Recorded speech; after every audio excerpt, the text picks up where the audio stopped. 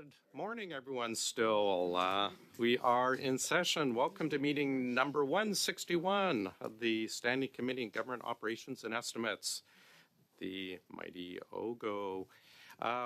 Today, we welcome Ms. Soloway, our Commissioner for Public Sector Integrity. The floor is yours for opening statement for 5 minutes.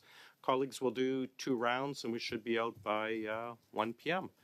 Ms. Holloway, welcome back to OGGO. The floor is yours. Thank you very much. Good afternoon, Mr. Chair. I'm very grateful to have the opportunity to speak to the Standing Committee on Government Operations and Estimates. Mon commissariat a un devoir envers le peuple. My office investigates allegations of wrongdoing in the federal public sector. We owe all Canadians a duty to expose wrongdoing. At the same time, we owe every person who places their trust in us, including those who find themselves accused of wrongdoing, an impartial, timely outcome. Our caseload has quadrupled, with the number of active submissions reaching 218 at the end of November 2024, including 162 files in analysis and 56 active investigations. This demonstrates the ever more apparent relevance of the office's mandate. Each submission can contain multiple and distinct allegations, each of which requires admissibility analysis and a fulsome response. This sharp increase was initially viewed as a surge, but given its sustained nature, it now seems more likely that the demand will continue to rise until it eventually plateaus to a new normal. That plateau is not yet in sight. Whilst it is gratifying that disclosures and complainants are demonstrating trust in my office, the increased number of submissions cannot be addressed within existing capacity. Without an urgent injection of resources, there's a risk that some investigations may not be completed in a timely manner, resulting in the erosion of the availability and the quality of documentary evidence and witness accounts, and the possibility of some cases being left to languish with no resolution. Of great concern is the inability to investigate reprisal complaints in a timely manner that would leave public servants vulnerable and exposed to hostile workplaces and affect their employment. Also of concern is the risk that delays would allow wrongdoing to continue without consequence. The potential impact cannot be overstated.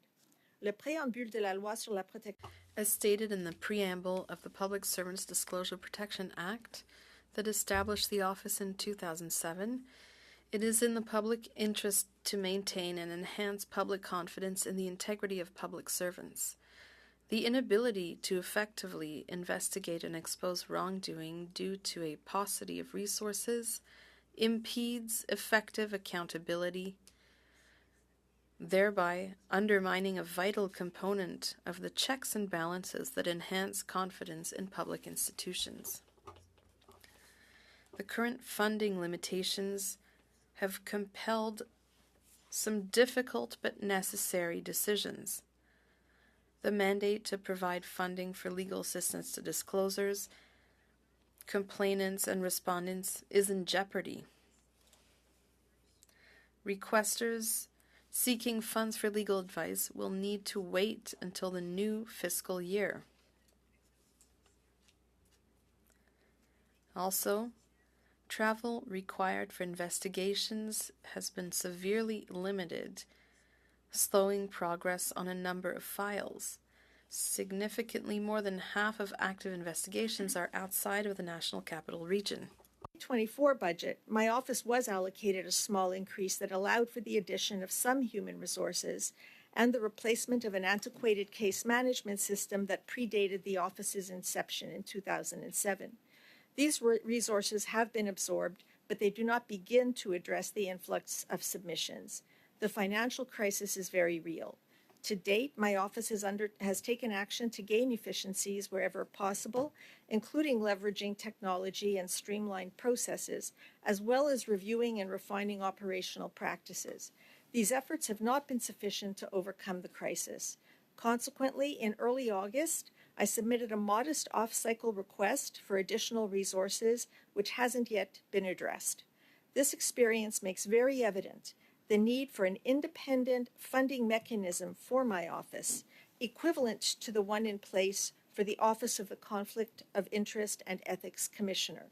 Such a mechanism would not only better address our needs, but also reduce the possibility of a real or apparent conflict of interest between my office and the government. Entre-temps, mon équipe est toujours... My team continues to work diligently and professionally despite a lack of resources. Their work contributes to maintaining a safe space for whistleblowers and an impartial investigation process that protects the rights of all. I thank you for the opportunity to address this committee and welcome any questions that you may have. Thank you very much. We'll start with Mrs. Cusi, please.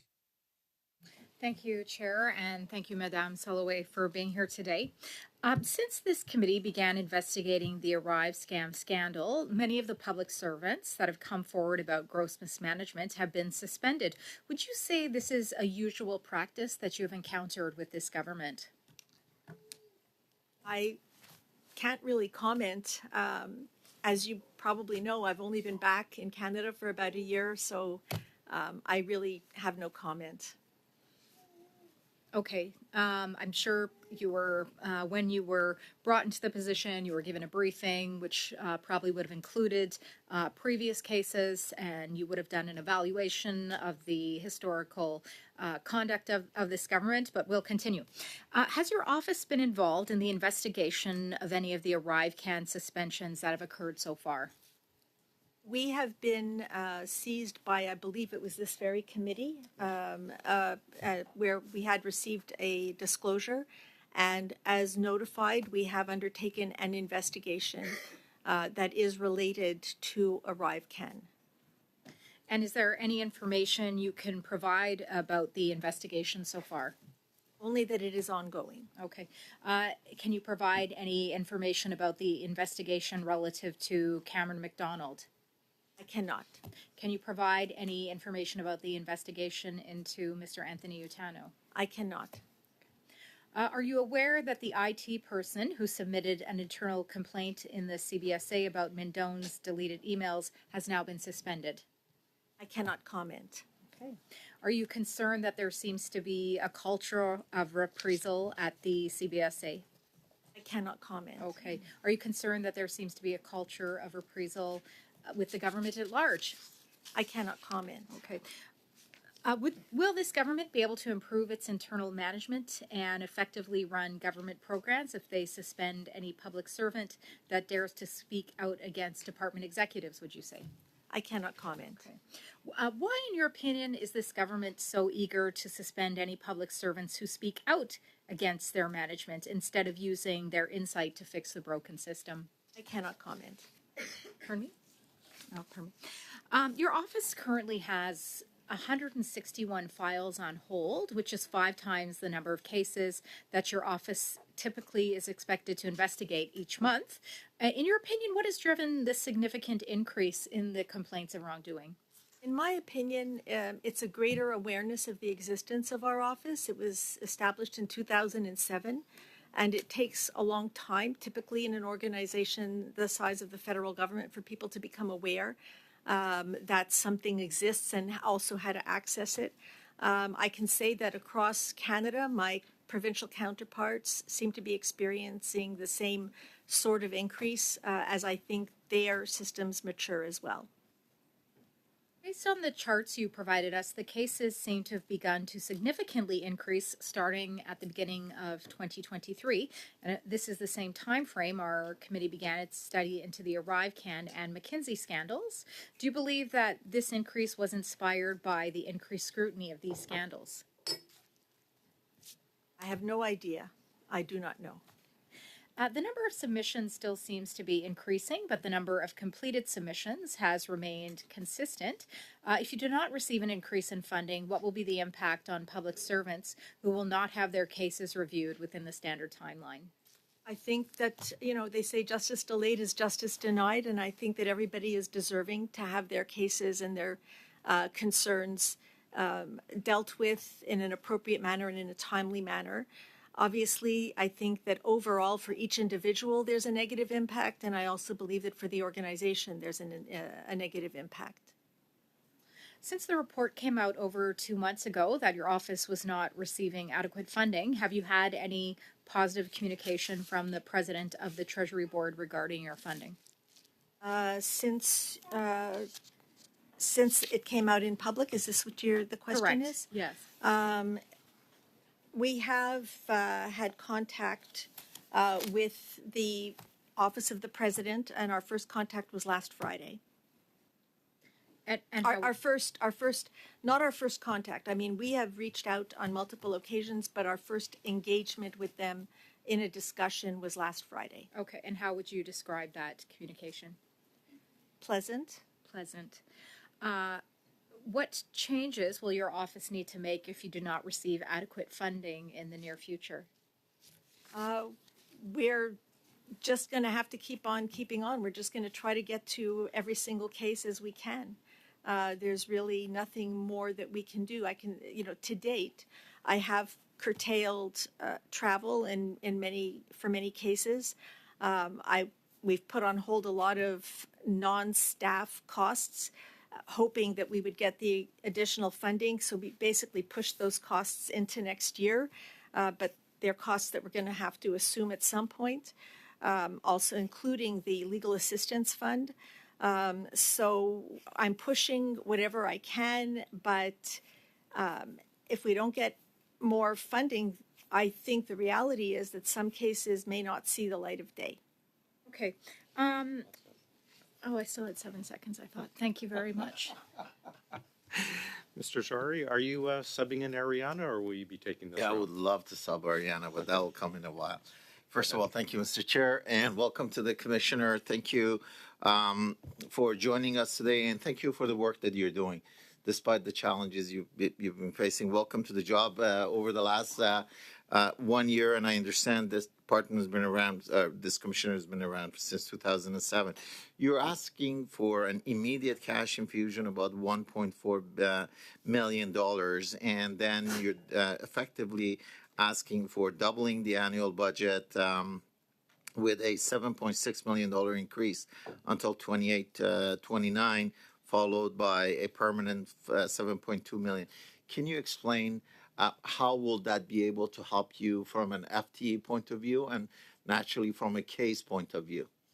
Okay, so from an FTE point of view, we currently have funding, although, as I say, I've moved some O&M funding to FTE. We currently have funding, if I continue to squeeze, for about 38. We, however, do have about 40 on board right now. So we would be moving to, I guess, a total of, I'm trying to,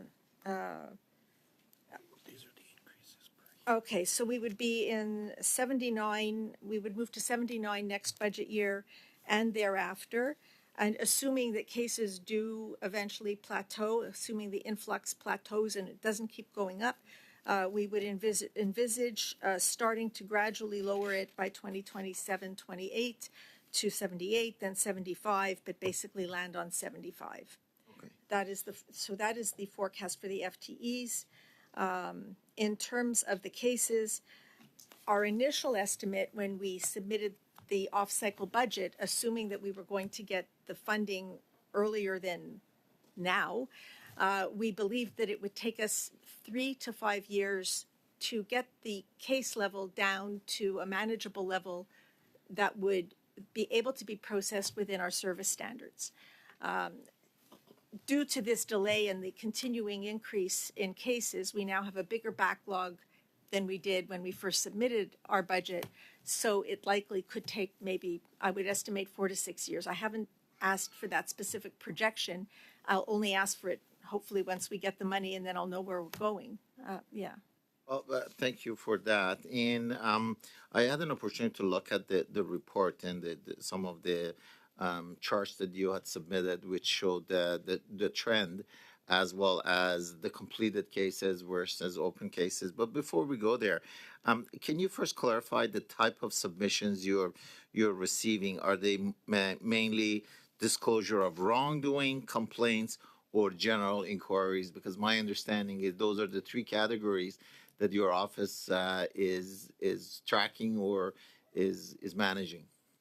Okay, so just to give some clarity, so in 2024, so far this year, we're almost at the end of the year, we received 304 disclosures that can include multiple allegations, each of which has to be investigated, and we have so far received 85 reprisal complaints. Even though it's not in our act, we do offer a reconsideration of cases if people can bring forward new evidence or if they have questions, legitimate questions to challenge a decision. So there have been 7 of those in disclosures and 4 in reprisal. We've opened 4 conciliations because we do, particularly with reprisals, if we can find a way forward that suits the complainant, then that's always preferable than an imposed solution that has to go to tribunal. So we opened 4 conciliations. Those are extremely time consuming and resource consuming, 2 of which have been completed. We've launched this year 18 investigations over and above the ones that had lingered from the previous year. That's just what we launched this year, okay? In 18 in disclosure and 28 in reprisal. Submissions completed after analysis, in other words, they were analyzed and we found that either they were out of jurisdiction or for whatever reason did not meet the criteria as set under the Act. So submissions completed after case analysis were 221 for disclosure, 57 for reprisal. We completed thus far 11 investigations this year in disclosures and 7 investigations in reprisals. We've issued 2 case reports. Yeah. Thank you. This lines up with the information that you provided. Can you give me an idea over let's say the last year, past few years, which one of these categories have seen the highest growth? And if there is any jurisdictional, you mentioned about 50% of these cases need travel. You have any idea in general that you could tell me whether it's the disclosure, whether it's the complaint or inquiry that has taken a bigger increase? And is there any jurisdictional relevance to these complaints? And that'll conclude my time. Jurisdictional relevance, I'm not sure I understand. Let me interrupt. You only have about 12 seconds, so perhaps you can provide us with a written response to Mr. Zawahiri's questions. Certainly. Thanks. We'll go to Mrs. Vignola, please. Merci beaucoup, monsieur. Thank you, Chair. And thank you, Ms. Soloway, for being here. Thank you for being here, Mr. Radford. My questions will aim to try to get a full view of the situation. How many full-time people work for you and your team? Well, that's a good question because I just brought the number of people, but permanent staff, I would say,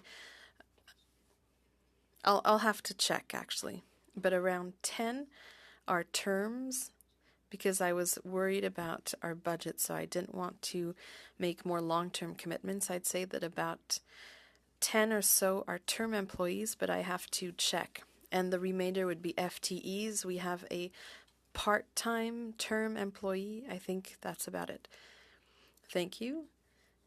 Because you have answered my following question already. Within those employees, are there any lawyers? Yes. How many? We have 7 lawyers, and Mr. Radford is general counsel. Thank you. And what type of employee are you looking for? What type of training? For lawyers? For all of your employees? Well, when it comes to people with a background in law, I'll ask Mr. Radford to answer. Essentially, we look for people who are specialized in administrative law, who have experience in administrative law investigations. That's when it comes to lawyers. For investigators, we're looking for people who have to understand the way investigations work. We do investigations at all levels of the public service, including at the highest levels. So we need people who have great respect for procedural equity, a good understanding of those issues, and that's essential throughout our office. We also work very closely with legal services. As soon as we receive a file, it is assigned to an analyst and a lawyer, and the work is done in a multidisciplinary manner. So, good knowledge of administrative law and administrative investigations are essential in a complex environment with sensitive investigations. Earlier, you said you wanted to increase the number of people to 79 and then go down to 75 people. Are you talking about term employees, full-time term, or permanent employees? A mix of the two. In order to address the sudden increase of cases in the backlog, we're going to need a few more people on the ground to deal with the case files that we have. It's because of the backlog that we are aiming for a higher number at first. Thank you. When it comes to salaries, are they competitive? Are they competitive enough for people to be encouraged to submit applications if you compare it to other jobs in the public and private sector? I haven't done any comparative work here, but maybe Mr. Redford can answer. It's a little bit difficult to compare the federal public service, the provincial public service. When it comes to other offices, we have analysts that are classified as EC3s.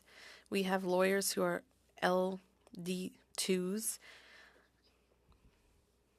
So our investigators are AS6s. That's the way our organization is structured.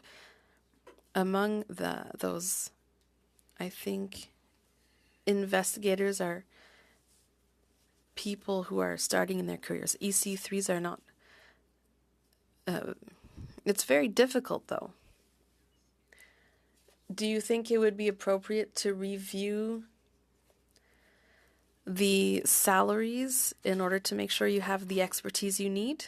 It's something we need to consider, including the possibility for advancement, because at the moment there isn't really an opportunity for analysts to progress in their career, so they will leave eventually. So that's something we're looking at in our organization to see how we can ensure that it's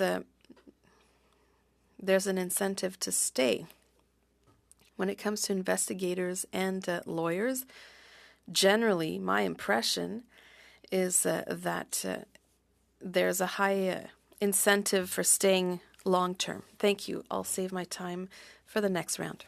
Ms. Blaney, please, for 6 minutes. Well, thank you, Chair, and I thank you both for being here today with us.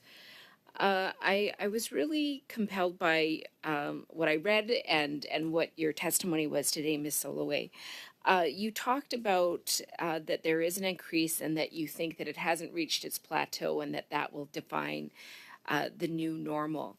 And you talked a lot about having a backlog. So can you sort of help me understand how big is the backlog, and is there particular issues that you see coming up more frequently now than before as we move towards the next plateau? In terms of the issues, I really think it's a really wide variety. We do get a lot of cases or a lot of disclosures or supposed disclosures for things that are strictly personal in nature, for which a grievance process or the Canadian Human Rights Commission would be the more appropriate way to go. So we do see a lot of that, but that's not really within our mandate. So we typically signal to the person that they might want to either file a grievance or go to the Canadian Human Rights Commission, for example. But we really do get a wide variety of things. If you look at our 2 case reports this year, one was a leak in the Matsqui complex for which chemically treated water was leaching into the soil, whereas another one involved harassment on a grand scale. So it's a really wide variety that we get. I don't see one more than another. Okay. And so with that wide variety, you talked about the staff that you have. I'm just wondering, how do you address that kind of wide scope of need? And I guess my other question is, what we've heard from other testimony from other folks is that there may be short-term funding that helps out through a hard part, but that one of the challenges is that really focuses on temporary employees that come and go, which don't allow the time for them to get the training and get the skills that they require, and then you lose that. So I'm just wondering if you could tell us a little bit about why permanent funding is really helpful in terms of building up that capacity with the broad scope of the work that you do. Thank you. It's very critical because, for example, when an analyst comes in, it takes us, I would say, 6 months to a year before they're up to speed. 2 of our lawyers are LP1s. They're fairly new, and even the ones that are more experienced are new to our work. And it takes, I would say, subject to being corrected by Brian, I would say 6 months to a year before they're fully effective. So retention is really critical to us. We are a rather frugal group, and it may be that we should be looking at some higher levels to make sure that we can retain the knowledge that is gained in PSIC. In terms of specialized expertise, given our size, most of us are wearing double hats and triple hats and quadruple hats because we don't have the luxury of having specialists in just about anything. So that is a challenge. I think that before my arrival, it's my understanding that on occasion, outside expertise was consulted. It does make some investigations more challenging for our investigators, who are not specialists in certain areas, and it does limit how deep we can go into some of these things because we just don't have that kind of level. So yes, more adequate funding would definitely enable us to do more effective investigations into specialized areas. And that's interesting to me because you talked about in your testimony confidence in institutions, which is something I'm very concerned about in terms of democracy right now in Canada and quite frankly across the planet. But I'm just curious, from your perspective in the specific work that you do, what does it mean when you have a whistleblower or somebody come forward with something really important and then you have to say you have to wait a long time? I want to know what that does for the person who's taken that big risk to step forward, and what does that feel like in your office, and how do you address that issue? And then the other factor is, of course, when it finally does become public way later, that must build a lot of frustration in the public as well. So I'm just wondering if you could address that, the impacts that it has on whistleblowers and on Canadians in terms of trust in the institutions that hold to account. Thank you for the question.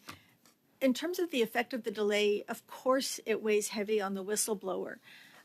Depending on the nature of the case, of course. Sometimes a whistleblower will divulge something that has nothing to do with them personally, but is something that they know about. Of course, they care enough about it to have brought it forward, and they want to see it addressed. And frankly, we probably could never do it fast enough because people, when they're upset about something, want it addressed.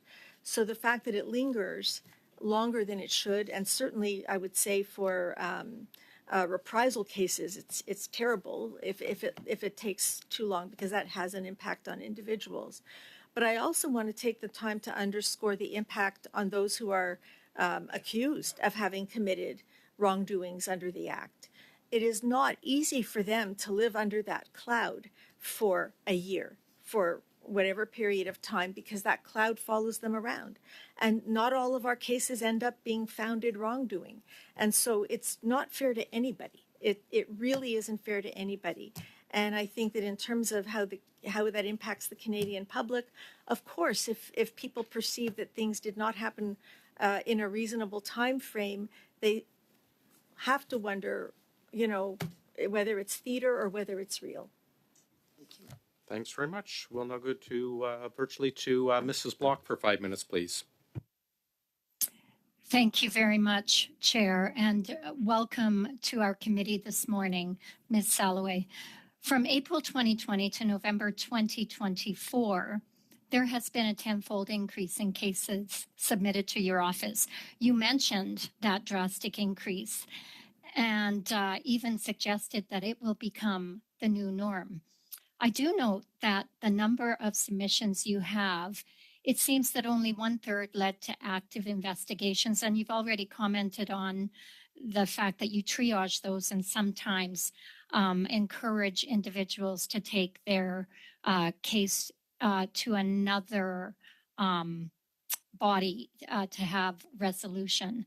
Once you've determined a complaint is rightly placed with your office, did I hear you say that you have had to pick and choose which of those cases you will investigate and then put the rest on hold due to a lack of resources? We don't pick and choose. We choose all the ones that meet the criteria established by the Act. But in terms of when can we actually start to take action, yes, that decisions have to be made, because we simply cannot do all of them right away. So it doesn't impact the decision-making process in terms of whether or not we should investigate, but of course it impacts whether or not we actually can. I'm not sure if that answers your question. Yes, thank Mrs. you. Block, I'm just going to interrupt quickly. I've frozen the clock. We have bells ringing. Can we have unanimous consent to continue? Wonderful. Clock has restarted. Thank Go you. ahead, Mrs. Block. You also stated justice delayed is justice denied, and I completely understand that. I know you've asked for an immediate increase, as my colleague noted. I would say culture eats strategy for breakfast. How convinced are you that your requests are being taken seriously? I'm an optimist. I have to be. So I do believe that I do think that there's a general understanding of how vital the mandate of PSIC is to ensuring that there's trust in the federal public service.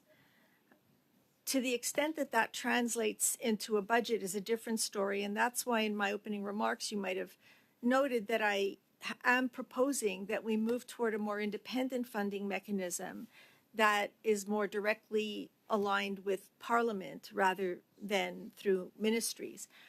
I believe that this is an issue that has long been around with respect to agents of Parliament, and I believe that some of my colleagues, including the Access to Information Commissioner, among others, has been pressing for the same sort of mechanism. And so, because all the goodwill in the world won't work if the system is not built for it to work. So I really, I do think that the goodwill is there and the good intention is there, but the system, in my view, to protect the appearance of independence and also for efficiency's sake, really needs to be direct to Parliament in some way or another. Thank you, Ms. Holloway. I also wanted to note the fact that I did write to you regarding the cases of alleged reprisal actions taken against individuals involved in the ArriveCAN scandal who had been critical of leadership at the CBSA, only to experience some serious repercussions. I know you've stated that you cannot comment on an ongoing investigation, but are you able to at least update us on where you are in the process of those investigations and perhaps even a timeline? I cannot give you a timeline. I can tell you that it is among our active investigations. Okay, thank you.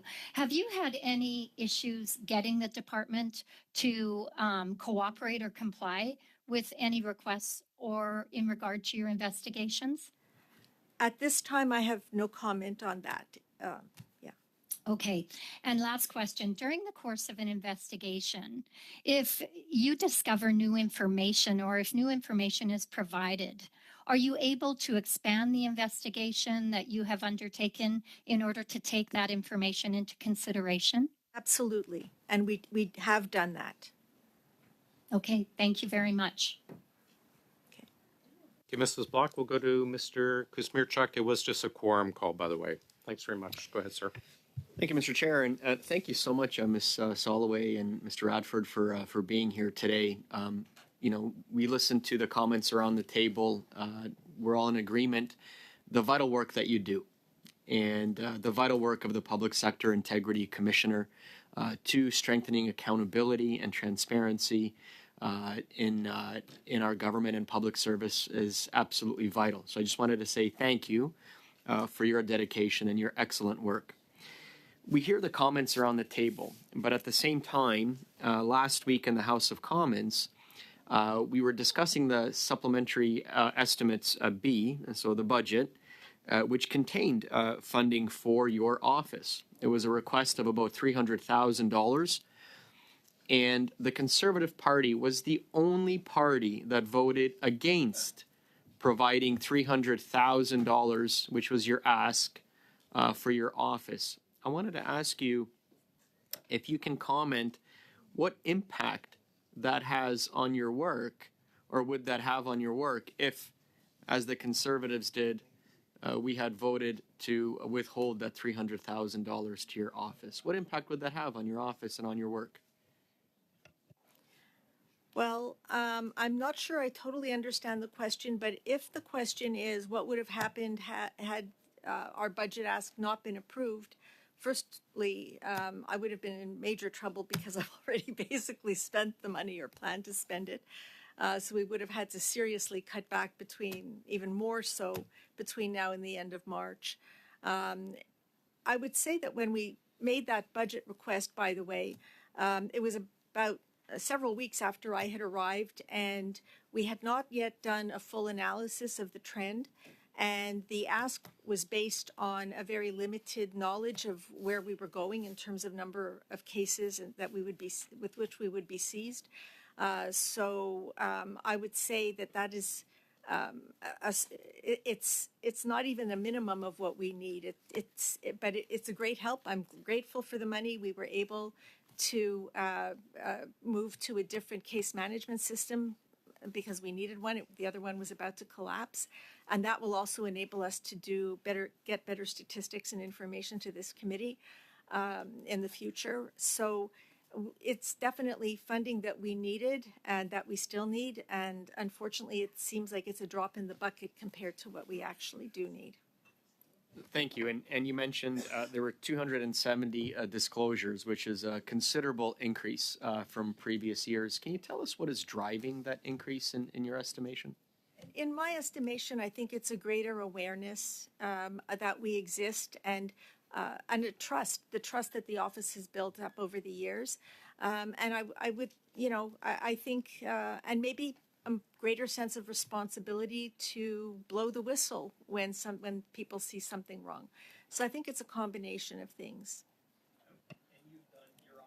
In addition to investigating the disclosures, you do a lot of outreach, community outreach and public sector outreach. Can you speak a little bit about that part of your work?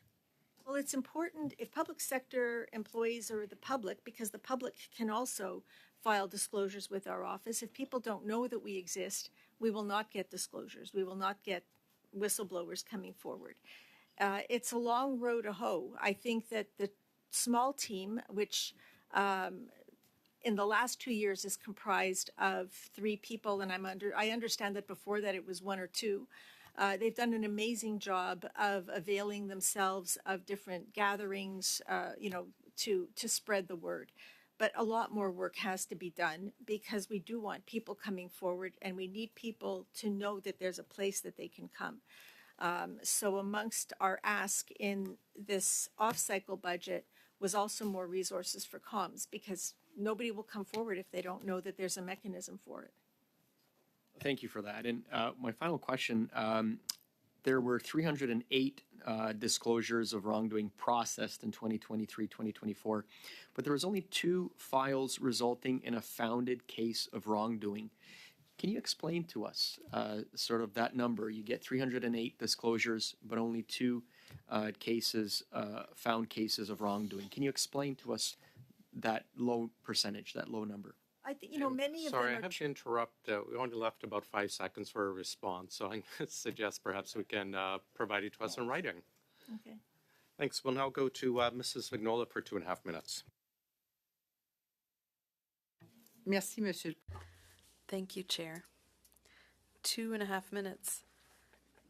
I assume that you may have to provide some of your answers in writing. In your departmental plan for 2024-25, you say that you want to analyze processes to improve them. What needs improvement based on your analysis? That's my first question. Second question, those procedural aspects, are they addressed in C-290, which is at second reading at the Senate? And my third question, what is required in C-290, does that have an effect on the budgets that you are requesting? And thank you for the questions. First of all, when it comes to Bill C-290, our budget ask is not founded on that bill in any way. It's really based on what we have before us now. When it comes to possible improvements, there are 2 parts. First of all, I'd like to talk about the cooperative side of our work. There's finance, human resources. There are all sorts of things that have to be in place. There's ATIP. There are all sorts of functions that are not directly related to the investigations as such. And up to now, in our office, we've only had 1 finance professional. So if ever that person gets sick, I don't know who will sign off on things or authorize anything. So we need to increase our capacity in terms of finance. As for human resources, we have an agreement with another department for them to provide expertise, but we have no one to build a human resources strategy or coordinate anything. There isn't even a single person to do that. So we certainly need to reinforce our capacity in terms of human resources. As for strategic planning for the budget, even, is that it? Sentence or? Okay. Pour le budget, par exemple, on avait. For the budget, we had no expertise. I hope the budget is correctly structured, but we need to reinforce several parts of our organization. Thank you. Ms. Blaney, please. Well, thank you so much, Chair. And I'd like to come back and just ask, during your intervention earlier, Ms. Soloway, you talked about the conflict of interest component, and it sounded like there needs to be a little bit of work done there. I'm just wondering if you could explain that to me a little bit more so I better understand. Okay. Agents of Parliament are agents of Parliament. We're your agents, and PSIC is one of those agents. We are established to be independent. And that independent means that not only do we need to be protected from influence, there needs to be the appearance that there can't be influence. The same applies to other agents of Parliament. So if we have to submit a budget through a minister, in our case, it's the president of the Treasury Board. In the case, for example, of the Access to Information Commissioner, I believe she has to go through the Minister of Justice, if I'm not mistaken. It has to go through their office before it's passed on to finance, where there's further vetting. it can be stopped at any level. It can be slow walked at any level. It can be influenced at any level. And that, in my view, calls into question the level of independence that we have. I am not for a moment suggesting that anybody has manipulated the system. I want to be very clear. I do not feel that anybody has manipulated the system to the disadvantage of PSIC or funding PSIC. I don't think those games are being played. But nevertheless, the process should ensure that that cannot happen. We are agents of Parliament, in my view, and we should be going to Parliament for our budget approvals. Does that answer your question? That does help me understand a little bit better. So what advice would you give this committee on what that process should look like? I do think that there are processes that already exist. There's one in place, for example, for the Conflict of Interest and Ethics Commissioner, whereby the budget is examined by the Speaker of the House, who forwards it to the Treasury Board, which includes it in the government budget. So there's no the only challenge would be if the Speaker chooses to challenge. And so I'm given to understand, for example, that this past year the Speaker did challenge the Conflict of Interest and Ethics Commissioner to make sure that the budget that was being requested was reasonable and that. So I'm not suggesting that there shouldn't be any testing, but the testing should be done by Parliament. It could be done by this committee. It could be, there are various models that could be put in place. That's just one. I have, a few different models here. But I think the important thing would be to come directly to Parliament. Thank you. Thanks very much. We'll now go to Mr. Genuis and then finish with Mr. Sousa. Thank you, Chair. Madam Commissioner, you are the second commissioner to come before this committee in a week or so to talk about resource problems from the government, which is really striking to me. We have a fall fiscal update presented in Parliament yesterday that has over $60 billion in deficit.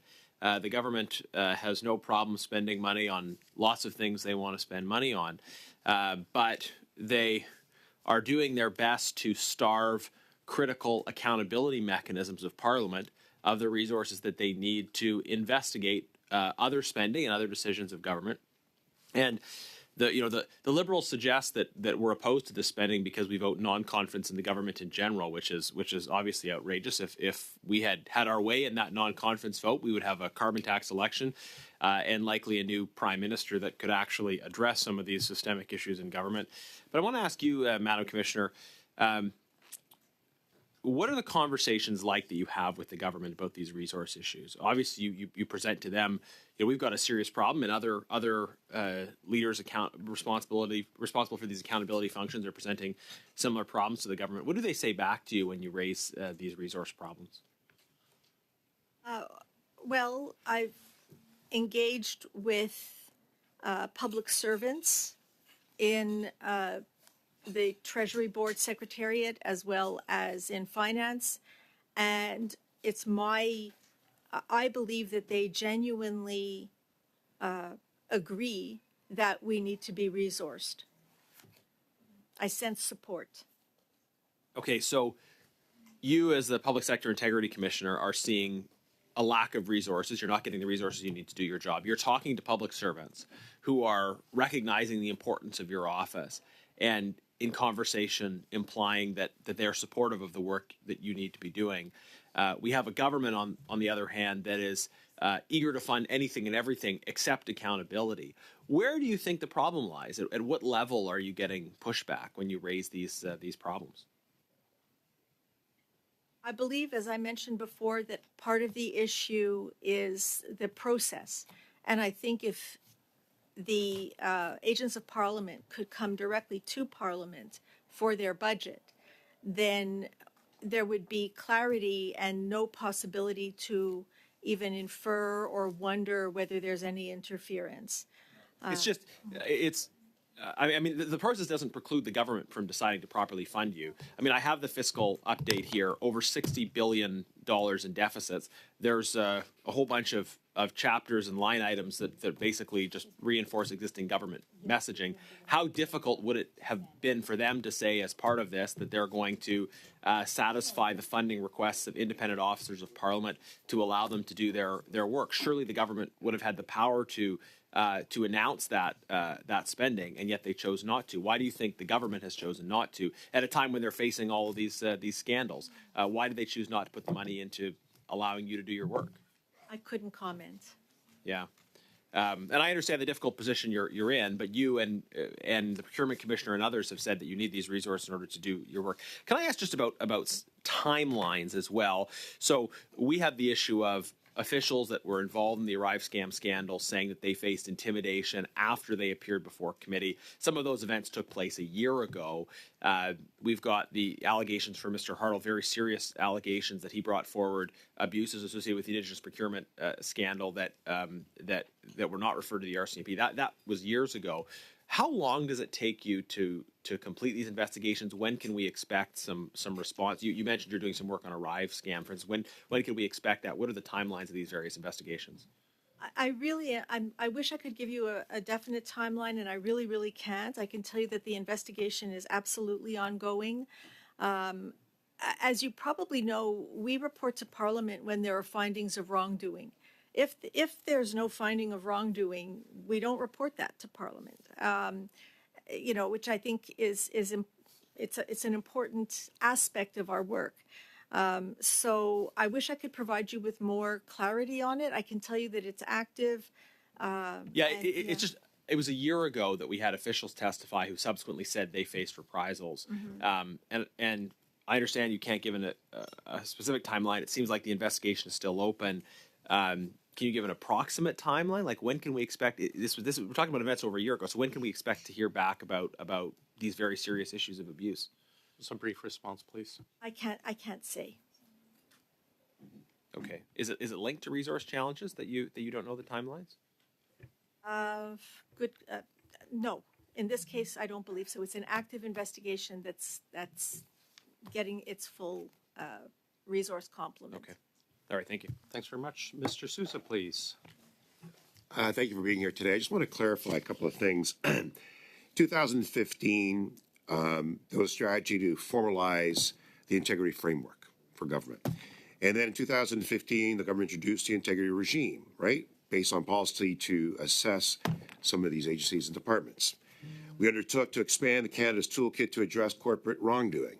As a result, in 2017. And as we went forward, Cabinet then put in budget 2018, announced further measures to initiate some of these integrity regimes in place, which then provided consultation with the public through the Treasury Board in 2018 to have the integrity regime.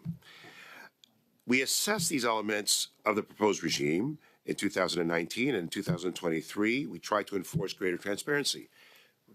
You're a big part of how we address some of the issues that are relevant to the numerous amounts of contracts and actions that are taken by this government. And as my colleague referenced recently, we put forward an approval to increase funding by $308,000, and the Conservatives did vote against it, regardless of what they're putting forward. But there are a number of initiatives that we are recognizing that needs to be enhanced. And it's not unique to the federal government. I think you mentioned in your opening statements that other levels of government and other organizations are also facing an increase in activities. Can you explain why you see that or what is happening in this respect?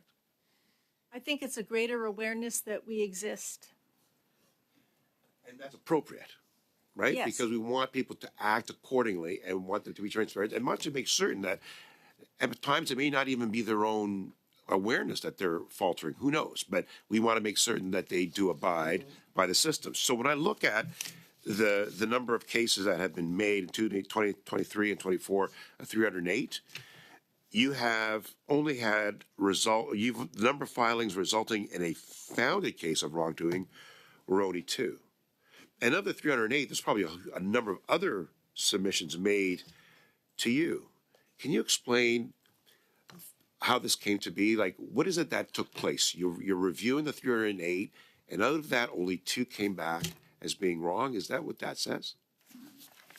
Okay, so there's a definition of wrongdoing under our Act, and it's very clear that there are certain thresholds that need to be met. One, first, there's the burden of proof. It has to be proven on a balance of probabilities. If we don't have that, we cannot have a finding of wrongdoing. Second, so even if there's some indication that there might be, unless we can get evidence on a balance of probabilities, we will not have a finding of wrongdoing.